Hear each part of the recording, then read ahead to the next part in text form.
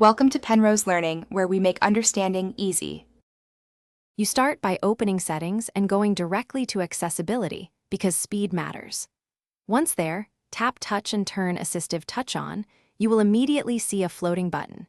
You should customize the top-level menu so the Home action is visible. Press Customize and replace an icon with Home. Make sure to position it where it won't block important controls, and remember it stays on screen across apps until you turn it off. Once the button is visible, you'll refine how it behaves. Choose whether Home is a single tap, double tap, or long press by assigning it in the custom actions. Then set idle opacity so it's subtle when unused but clear when you need it. Lower values reduce distraction. You can also add custom gestures to replicate physical presses or navigation shortcuts, and test the action in several apps to confirm it reliably brings you to finish, test the new on-screen Home button in different apps and on the lock screen to confirm behavior. Make sure it returns you to the home screen as expected.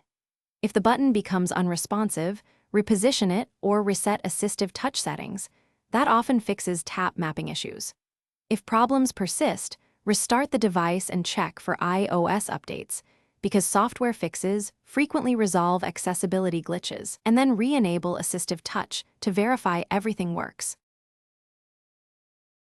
Thanks for watching. If this was helpful, leave a like and consider subscribing. See you next time.